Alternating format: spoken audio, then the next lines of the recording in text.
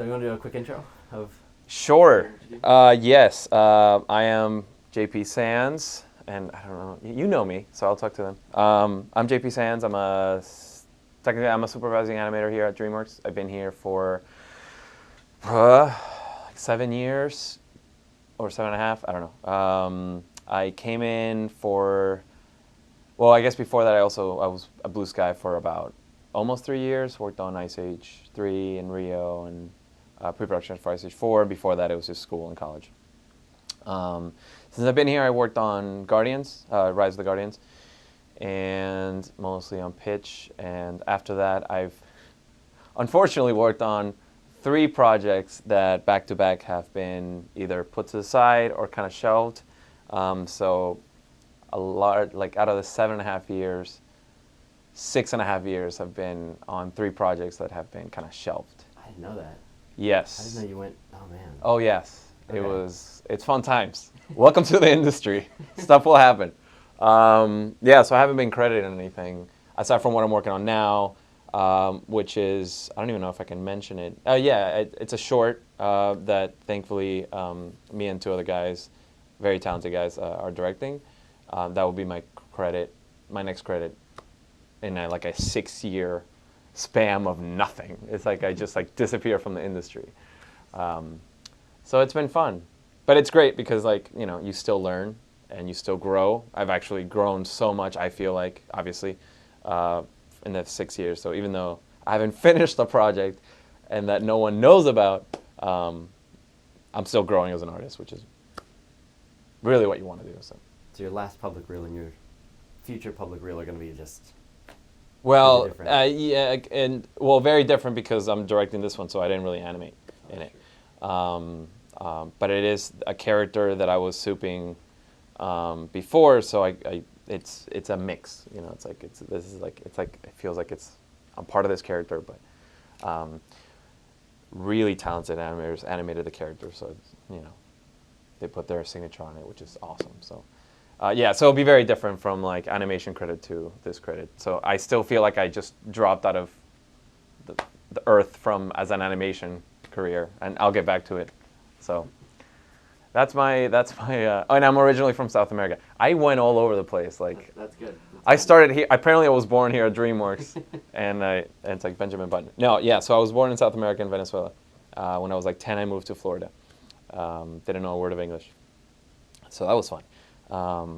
So then I went to school, then drawing all my life, acting all my life, and then Blue Sky, and then here, and now I'm sitting here in front of you with awesome Surway. So by the way, if I sound really smart or coherent, it's because he edited the crap out of this, because this is I just literally sat down and we're just going. You're telling me what I'm going to talk about or ask me. So. If I sound good, it's because of Surway and your editing skills. And then they watch the video and there's no cuts, and they're like, wait. Wait a minute. Either he's a really good editor. Yeah. Or man, this loop is perfect. You found the exact frame. Maybe I shouldn't move. That way the edit I'll just replace your mouth. Just replace my mouth. I'll try not to blink too. Just everything. All right. Anyways. Yes. So I'm excited about whatever questions they have, and I'll try to answer as best I can with the knowledge that I have. Sweet. Yes. Well, let's start with one of the questions that people ask, but they don't know they're really asking. Okay. They have questions that really boil down to subtext and character. Yes. Because they wonder how do you make this character feel a certain way, or how do you make it stand out, and da da da. Yes. Which I know you're very passionate about. I am. I'm absolutely passionate about it. That's another thing that I'm part of Cgitarian, which we teach animation course online, and one of my courses is acting in animation, which is all about making believable performances through a character. It's not just physical aspects of it, but it's the personality, the mentality, the emotional, and the psychological aspect of the character. It sounds very complicated, but it's not. So I am very passionate about this because the more I'm into animation, and I guess the reason why you're saying they might not know they're asking this question is because everybody starts the same way. At least I started this way, and I won't assume, but most of us have, where when you start animation, it's about movement. It's solely about movement. The ball starts moving, and you're like, I'm an animator. The ball is moving, he's alive, you know, and then you start doing a walk cycle, and it's even better. The reality, and something that I've learned, and this is all from stuff that I've read and learned and asked, and obviously it's not just from like, you know, my wisdom. This is all from like hand-me-downs from like amazing animators and performers and even actors. Movement, it's not what's going to make your character come to life, or make the character believable or resonate with you. It's not about the actual physical movement. There's part of it, obviously, because you can physicalize emotional through movement, but it's not really the movement of the character to actually bring them to life. An example would be, and you might be in this stage right now where you're animating and nothing's happening, and he says, man, the character feels dead. Let me add something. And then you add a little movement, you add a shift, or you add a scratch, and that solution is that choice is your solution to have the character come to life. But it really isn't, because you're just feeling a void of movement. To backtrack to the subtext and the personality, that's what, to me, what really brings a character to life is the uniqueness of a character. How does the character think? How does the character feel in a situation? How he moves based on his personality. Those are the things, to me, that really make a character resonate with someone because of his specificity, you know, in the acting. You know, as animators, we need to be versatile animators and artists. You will have to animate Hiccup, and then you'll have to jump and animate Astrid, and they have to feel very different. You can't pick the same choices that you would do with one character and just put them on the other one and plug and play and say, okay, I animated these characters and they look alive. Because in reality, everybody's different. You know, the way I'm talking, the way I'm sitting is very different than Sir Wade. He might do it better, he might look better doing it, but we're very different, you know? So when you animate a character, you have to think that way, okay, how can I make this character feel different than this character? And feeling, to me, is like the biggest thing. One thing that I tell, I'm going all over the place based on that one question, but one of the things that I tell students all the time is grab a rig, whatever rig you have, and animate 3 different characters with it. And don't change anything physically. Don't change the color, don't add a hat, don't do anything like that. Animate exactly the same rig, but can you animate it so differently that it feels like a different rig, like it feels like a different character, like a different personality? Would you do that with the same like exercise, or does it matter? It could be the same exercise, even better. You know, if a character is sitting and he sees something off screen, and then it makes him want to go there. You know, it can be anything. How would that character be different from the second one that you animate, which will be he sits down, he sees something, and he wants to go there? That really starts to shift your brain. I'm like, okay, it's not about movement because you made this character move. Okay, what's his personality? What is he thinking? What is he feeling? And now do it with another character. What can you change? It's almost like when you see your friend from really far away and you can't see the face, but you can see the silhouette and he's walking and you know it's your friend. It's because he has a certain walk. He has a certain swagger to him, good or bad. But that's how you can tell that that's your friend, because they have certain mannerisms and you know, the feeling of the physicality of how they walk. And to the subtext and everything is always know what the character is thinking. That to me is the biggest thing. What is he thinking? What is he feeling? So if you're animating a dialogue and you're making up this character, first find out who the character is. You know, like, well, he's a very introverted versus extrovert. Already there, you can kind of give you like a roadmap to it, to who the character is. Like, Boss Baby is very extrovert. You know, he's definitely not an introvert. Timmy, which is the brother, is more introverted. You know, I would say in some parts. But you can start differentiating. I put it's really big here, so I'm using it as an example. But already that alone will give you a lot of information on who the character is, and you will start animating something that will be more believable because it's more specific on the emotion of the character or like just the persona overall. To give you an example, like I think I'm extroverted. I'm really coming off like I'm just talking, and I feel comfortable. I'm engaged because I'm kind of sitting upright, and I'm not, you know, I'm trying to notice what I'm doing right now. So I'm this person right now, right? So okay, so I'm extroverted, so that's how maybe I would animate myself. And I'm like, man, how was your day? And like, oh, that's great. And like, I'm using a lot of space because I'm comfortable with anything right now. But if I was introverted and you were animating a character introverted, and let's say it's the same dialogue, then what would be different? Well, to me, it's like a physical bubble. So the bubble might be smaller. So maybe now I'm crossing my arms and legs. Maybe I'm like sitting back. You know, this is my safety zone. Maybe I'm crouching a little bit. Maybe I'm not making so much eye contact because you scare me. People scare me, you know? So I'm looking down more. It's like, yeah, you know, animation is great. You know, I think personality is really important. And, you know, like already, whatever I'm saying, at least the persona of who you are seeing is very different than the person that was like 30 seconds ago talking about this guy. So it's just ways of like who your character is, like find out who your character is, because that will give you a lot of answers too. And also would also funnel choices. I think I've talked to you about that, where like, okay, he's versus introvert or extrovert. Okay, he's introverted. Okay, how old is he? Even simple stuff like that. To, you know, did he grow up, you know, scared of his life? Does he have trust issues? Like you can go really deep in, because then when you have a dialogue and the dialogue is responding to a question, then how would that person answer it? Even if the tone is there, because as an animator, you have the words, you have the tone, and you have the rhythm of the voice, but that's it. You have to put in the visual, right?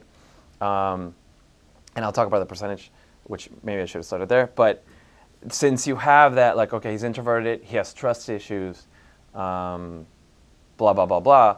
Once you have that dialogue, you can summarize, okay, how would this person answer the question? How would he sit? Would he do eye contact? Would he not? Would he fidget with his hands? You know, what type of things can you add that will really tell you that he has trust issues? Because that's what you want to visualize as an animator. You want to give you the visuals, because the audience will listen with their eyes. You know, if that makes sense. Where they'll listen what the character's saying, but they will take in way more of what the character is doing. You know, I'll give you a number. 93% of all human communication is nonverbal, so which is ridiculous, and that's what I start with my classes. 93. I'll repeat that again. 93% of all human communication is nonverbal. Now, there's a certain percentage, like 30-something%, which has to do with the pitch and stuff, but body language, facial expressions, eye direction, mannerisms, anything physical is a large part of that 97%. So it tells you that, okay, as an animator, you have the words, which is just a 7%. Now 93% of it is missing, you know? So that's what you have to put in as an animator. And that's what tells you who the character is. Not only what he's thinking or what he's feeling and the subtext of it, but who the personality is and the persona. And really quickly before I keep talking, you got to stop me, by the way. Great. You really have to stop me, because I'll just keep talking. And I apologize.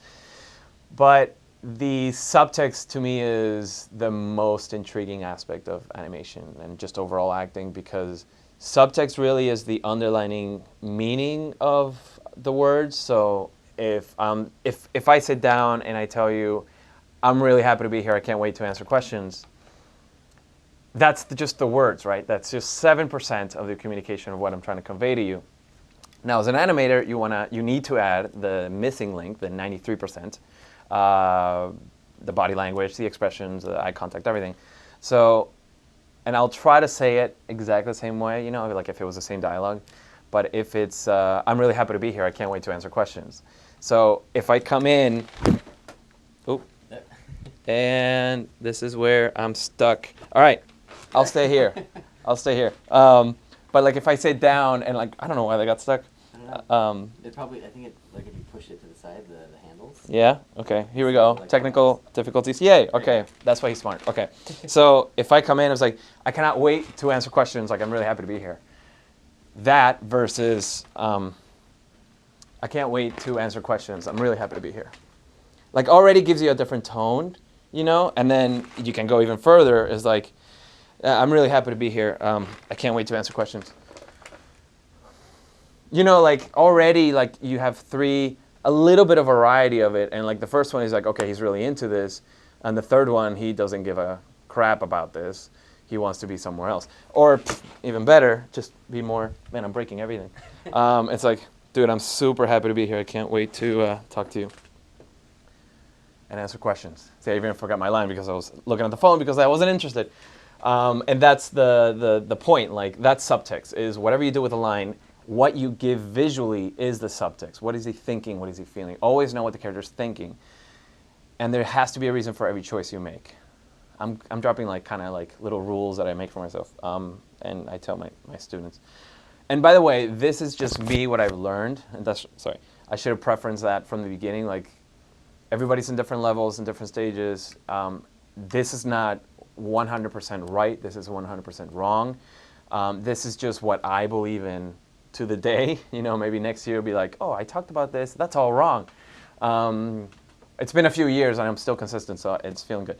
But that's just me. Like, that's how I animate. That's what I like to think about. I like to think about what he thinks, what he feels. Even workflow, everybody will have different workflows. I don't know how many people you're interviewing, but everyone's going to have, like, wow, that guy said something completely different, you know.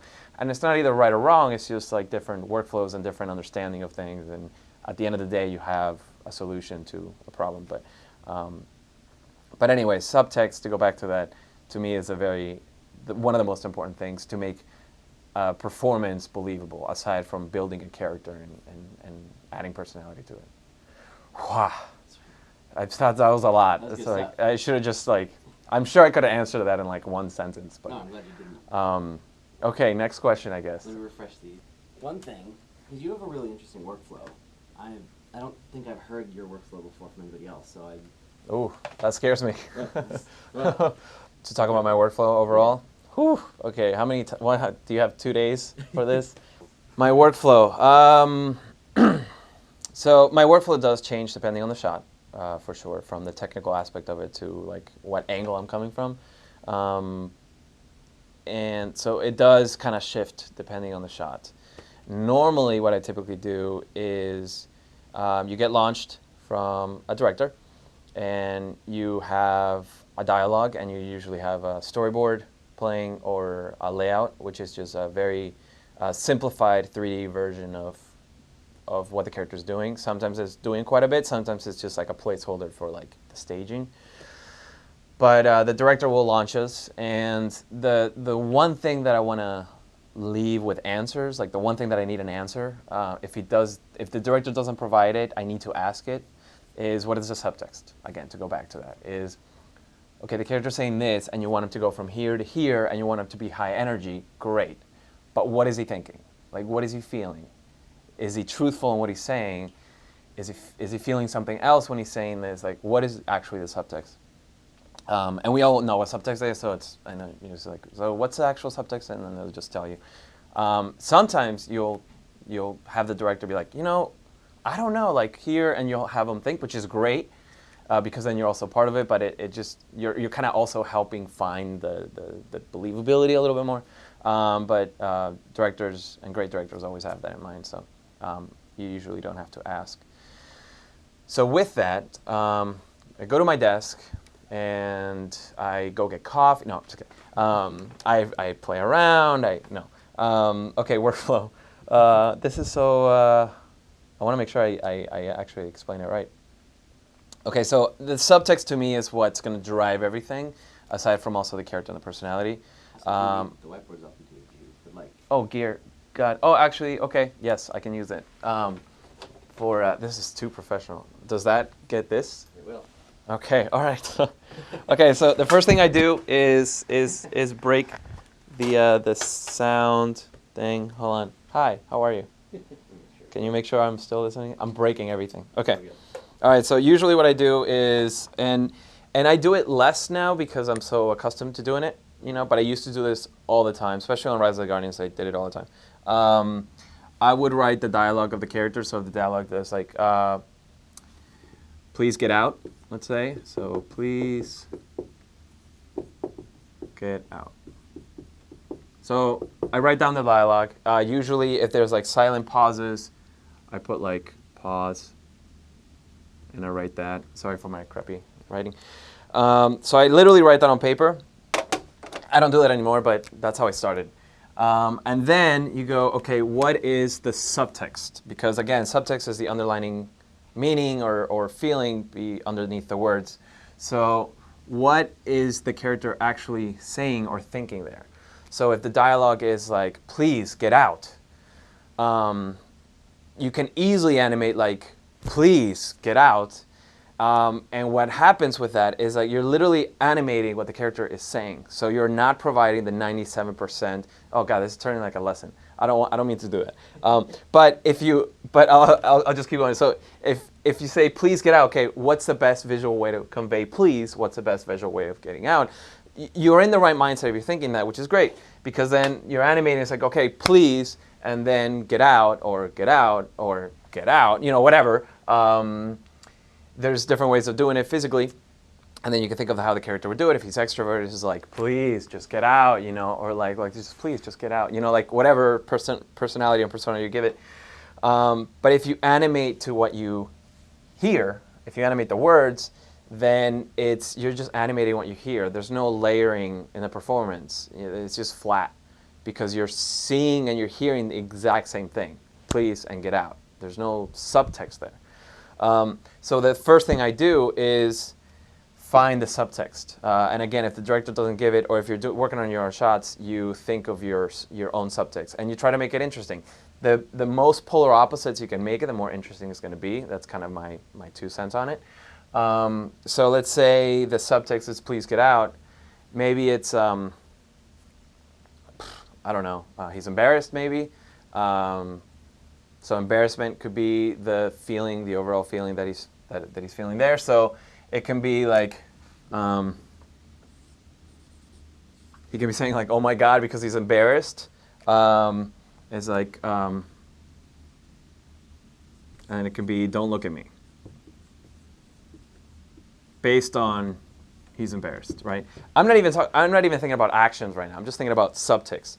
So now I created my own subtext, right? Like, "Oh my God, don't look at me," because he's embarrassed, right? So the feeling is embarrassment. So I would write maybe embarrassment. I would write the image, right?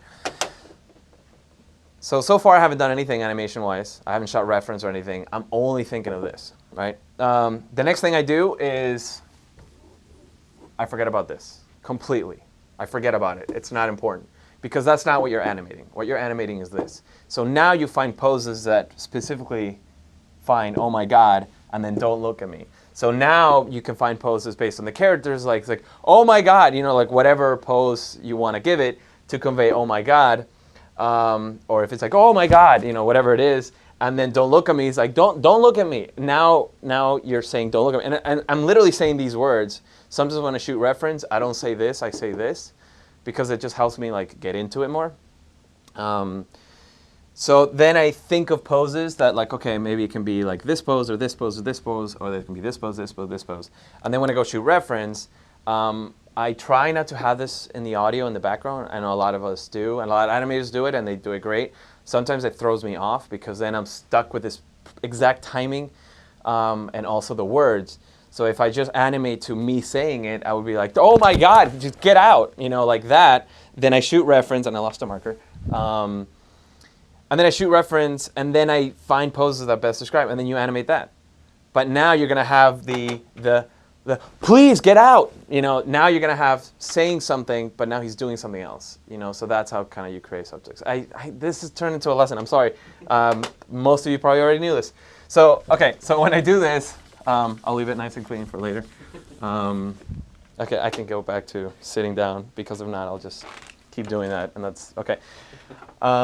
So once I do that, I shoot reference, or I draw sketches. I draw sketches. I sketch out different ideas and poses for it before I shoot reference, because I want to find out, like, visually what could be an interesting way of doing it. And then I shoot reference, and I forget about my drawings. I forget about the dialogue, and I just concentrate on the subtext, and I just shoot many different ways on how I would do it. And again, I'm talking a lot about planning, and I cannot stress enough how important planning is for your animation. I always explain it like a wind-up car, and I think I said it the same way to you. Maybe I didn't, but it's like you wind up a car, right? What you want to do as an animator is like jump right in. Man, like I want to start animating, I want to start bringing them to life and everything. So you'll get right in Maya and you'll start trying stuff out and things. And when changing a pose takes time. And like window shopping, as we call it in Maya, takes time because you're trying something. Oh, let me try another thing, and it takes time to actually create a pose. So there you just wind it up a little bit, and now you're just letting the car go.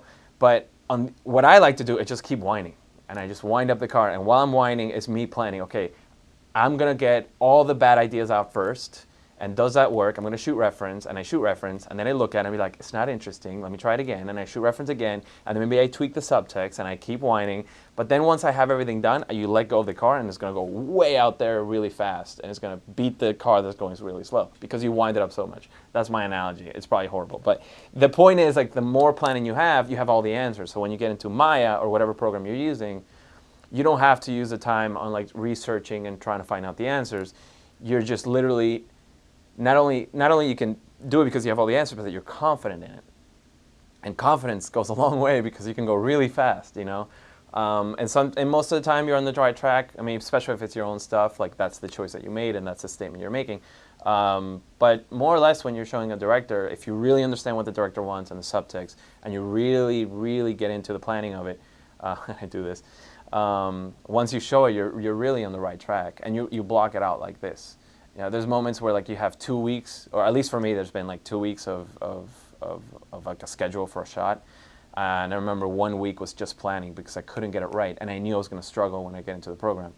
And it took me a week to like shoot reference and find poses and look for reference that had the same persona and personality and everything. And Singing in the Rain, I used the reference for one of the pitch shots. I remember like, oh, that's it. You know, that was like the 4th day in, and I still hadn't animated anything.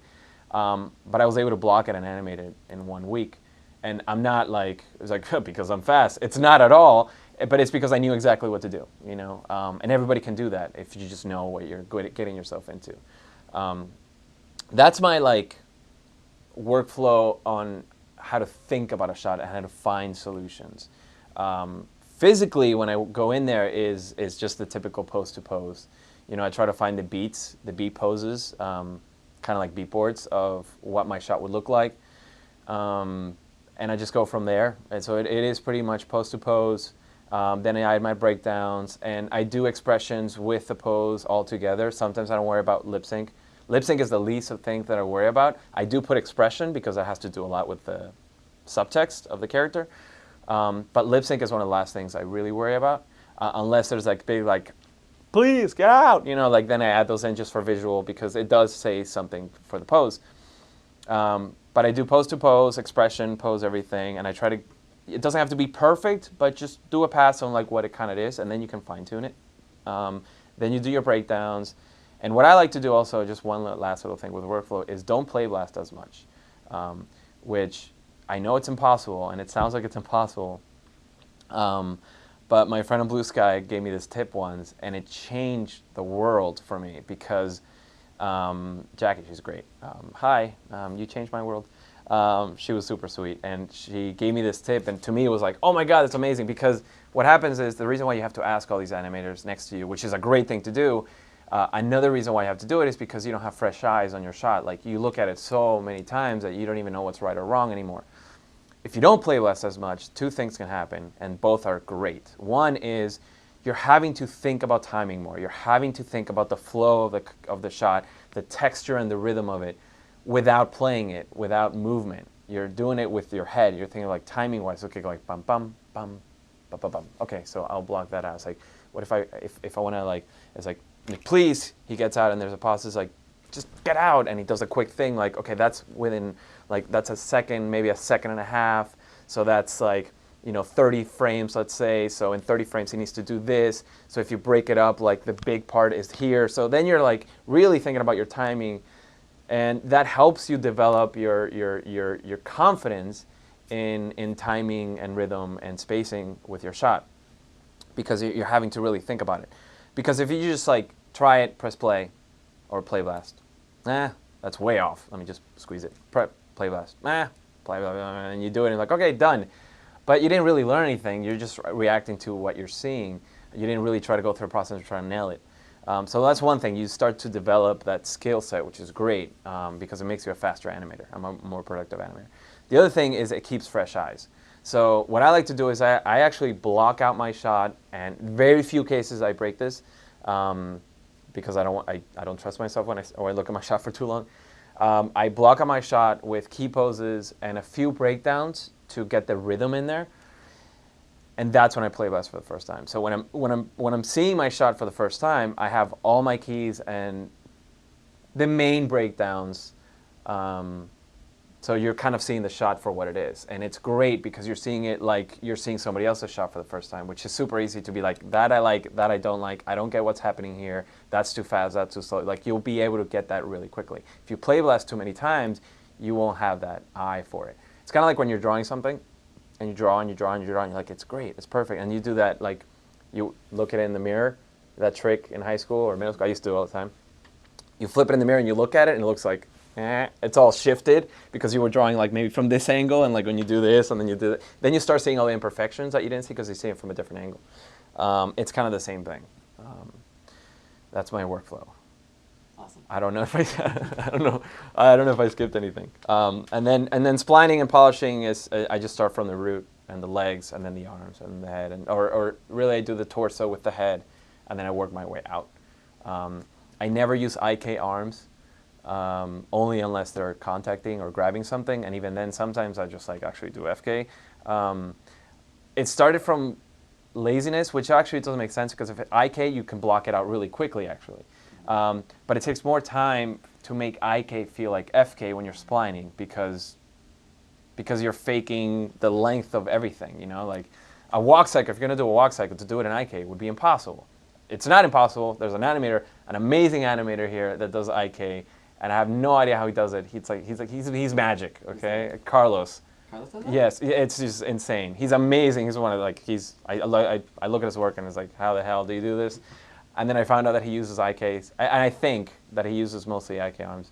And I'm like, what? Like how that? And he's really fast. Like it's like he's a freak in the best way possible. So not a lot of people can do it because if you animate a walk cycle and you're animating like this. With FK, it's just one curve here, and one curve here, and that's it. And then you can offset and whatever, and then you have it. In IK, it's X and Y, and then you have the elbow, and then you're having to like fake this arc. It's so hard to make it look natural in FK. To block it out is easy, and one workflow that some people do is they block it out in IK, and then when they really like it, they just flip it to all FK. You know, but sometimes that could create problems because of like rotation issues from here to here. So that's one thing. Because every now and then I hear, and I think you mentioned that once or we were at lunch and somebody was talking about a student and they were using IK, which I did that too, by the way. So it's just a learning process. But when I heard that, I was like, oh yeah, that's right. That's still a thing. Like that's still a process that you need to not need to learn because again, there's some people that can do it.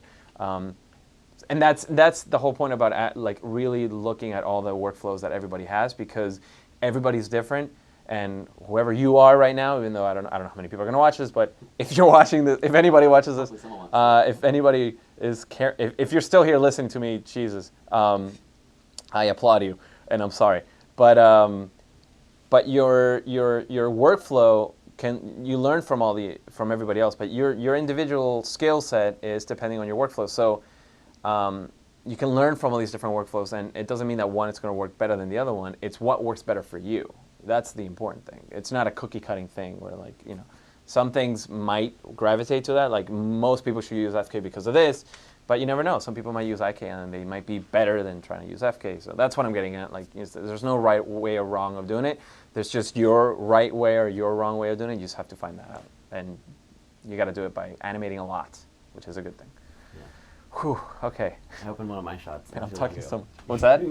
You open your shot up and what? Like an old shot, like one of my first body mechanic shots, and it's like the guy runs up and he climbs this thing and he jumps over, and I'm like, oh, okay, and I went in to like tweak something for whatever reason, I think for something here, and I looked and like it was all IK, and I was like, I can't touch this. Why did I do that? Because I remember being like, oh, it's so much easier to put it where.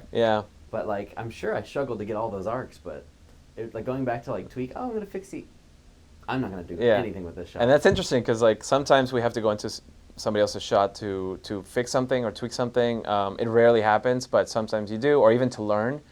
And you get that where like you open it up, it's like I don't even know how he did this. Like how's he? Where's the curve to rotate? Like how's the curve to rotate? And like it's not the body, it's like the shoulder and the hips and like oh they separate that. Oh, and like you start getting all these ideas. And yeah, it's a learning. Like you'll change your workflow through the progress. Like you'll fine tune your workflow to work better for you, which is great.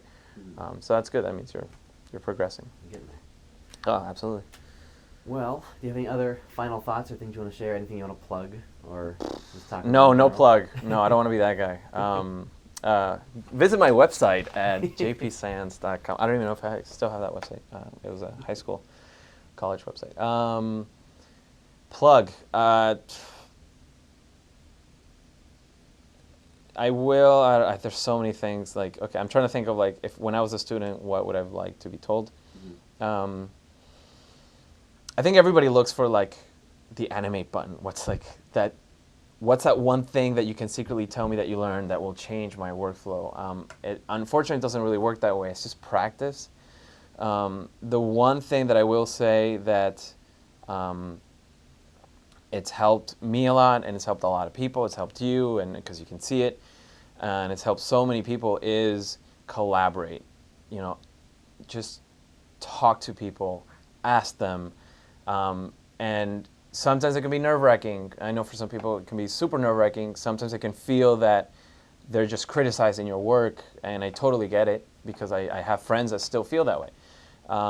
But just remember that when you're watching, if you're sitting in a theater and you're watching a movie and you're watching any shot, really any shot, and you think, wow, that animator is fantastic. Like how not only he thought of that, the choice, but like the execution, it's unbelievable. Like that animator is amazing. Well, it wasn't just one animator. Like not only the director might have told him do this, maybe he was copying some of the storyboard that was working great. Maybe another animator gave him the idea. But even if the animator came up with all the choices and came up with the execution, obviously, and did all this stuff, he had help from like supervisors and head of animation and the animators next to him, where he asked, like, what do you think? It's like, what if you do this fast? I'll give you a texture. Oh, great. And it's just a big collaboration, which is what I love the most about this whole industry, that we collaborate to make each other better. It's not about who's better between us. It's about how do we make each other better. Like, I love that aspect of it. So when you look at a shot and you love it, because I used to have the mentality, like, man, that guy's amazing, that guy's amazing. And they are, obviously. But they also had help from a lot of people. And so really collaborate with your friends and family. Your mom might not be the best idea because she'll just think, it's wonderful, honey. So maybe don't use that. But all your colleagues and your friends, and even if they're not animators, you know, like even if they don't know the craft, but you want to know if the subtext is coming through, is like, hey, what do you get from this character? It's like, oh, I guess he's really embarrassed. Great, I'm on the right track. And if the answer is like, I don't know, it's like, okay, how can I make it more stylized to make it feel like he's more embarrassed? And like you have that. And sometimes you'll get like different responses and different ways of solving the issue. And when that happens, just concentrate on, okay, what did people get? What did people didn't? And you have all these like choices that people give you as solutions. And sometimes it's just more important to like you find the solution. Sometimes it's the best way. Sometimes because of like you get lost of like, okay, I have 50 different ideas, but what you can get from it is like, but everybody had an issue with this section. Like, you know, everybody gravitated to this they don't get, and this how you can fix it. And then another person, this I don't get, this how you can fix it. And this is, and you get all these, and that might confuse you. But what you're not confused in is that it's not working, you know. So then you can find one that you like that goes along with the personality or whatever story you're trying to tell, or just think of your own. But just collaborate. Like nothing bad will come from collaborating. We grow thicker and thicker skin through this process. I really feel like because you get more and more used to notes, and you get more used to like feedback, and it becomes less about criticism or like, oh man, I failed, and it becomes more like, that's awesome. I tried something, it wasn't working, they told me what's not working, now I see it, they gave me great ideas, and now it's better. Even with the short that we're doing now, there's a few ideas that we have in there that came from animators that looked at it, and story guys that we showed to the team, and they really liked it, and also I'll throw owner's name in there. He had one idea, it's like, what if he does this? And to me it was like, oh my God, yes, that's amazing, like we have to do that. And that changed a lot of like storytelling because of that one little thing. And because we did that little acting thing on that one beat, and it was more of like a story change, we added it to a next section, and it just created this connection between who the character is.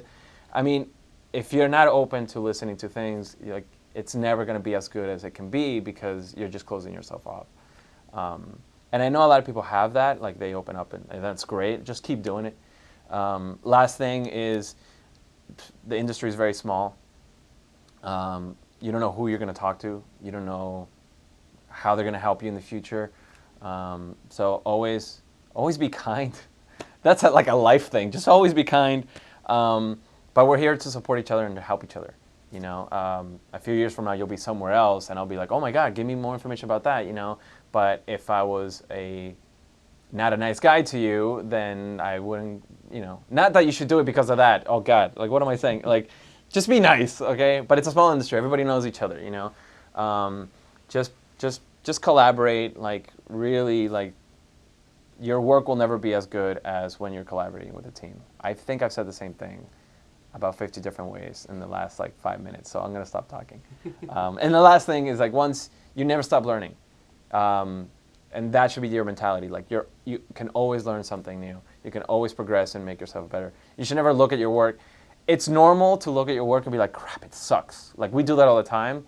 Like we're doing our latest reel, and you might see it as like, man, it has all this feature work, but the animator is like, crap, like I hate it. But because we're growing, you know, and like we saw what we did for like, let's say Kung Fu Panda 3, and we have the shot and people like it, but he's like, oh, I should have done this and this, and that's normal because that means we're learning. It's really rare if you look at your work, it's like, nailed it, you know, and it's like a year old. That's when you're like, you should like, you know, try to like keep progressing. Maybe there's a few people out there, and they are that amazing that they should say nailed it. So, but I'll never get to that point. I'm always like, oh God, how should I do that better? And then you'll start also learning like who's good at what that can also help you. You know, like, oh man, he's great at lip sync. Like an animator here, he's great at lip sync, so I'll go to him. It's like, just pick it apart, and then he'll just be like the M, the L, the O, 1 frame, 2, 3, and I'm like, oh my God, okay, great. And you'll kind of like have those people that are like masters to a little thing that they just you know. Yeah, that's my. Oh, I forgot what the question was. Like, just final thoughts. Final thoughts. That's why it took forever, because like I'm just like I unleashed. I'm just like, talk about anything. Yeah, don't do that to me. Yeah, so I hopefully that was some help. And just practice, keep animating, and just create that mental library when you're watching stuff. You know, even live action. Like I do it all the time. I see an actor do something. I'm like, oh my God, that was a brilliant way of doing it, and just keep it in here. One day you'll have a shot and be like, oh, it's like that actor when he did this, like, I'll add that personality, and it's just like, you're building like libraries. So that way your first choice is not like cliche acting. And that's one thing that a lot of people ask sometimes is like, how do you get away from cliche acting? One is building that library, and one is studying like psychological aspects of like a person, like how they move, and that comes from like a personality thing, and again, finding the subtext and answering is the introverted, extrovert, doing all that stuff will get you away from the cliche acting. Because if not, you'll go like, you know, I don't know, oh my God, let me think. You know, then you'll start doing the same choices, but like, let me think, like, yeah, this or this. There's a lot of stuff that becomes cliche, but also you're animating again what you hear. So that's already a cliche in itself. It could be. So now if you are not animating what you hear, it's not a cliche because you're not doing think, you know. Maybe the subtext is like, I don't want to be here right now. It's like, yeah, let me think. And now like it's like, you know, you can't do a cliche because you're not animating what you hear. Stop me, please. I'm going to keep talking. It was nice to see you guys. But I love this. I love that you're doing this. This is amazing. I hope you get a lot more people to do this because I love sharing any thoughts that one person out there might hear, and like that to me is great. Collaborate, help each other out. It's the best thing you can do. and believe in karma; it will come back to you.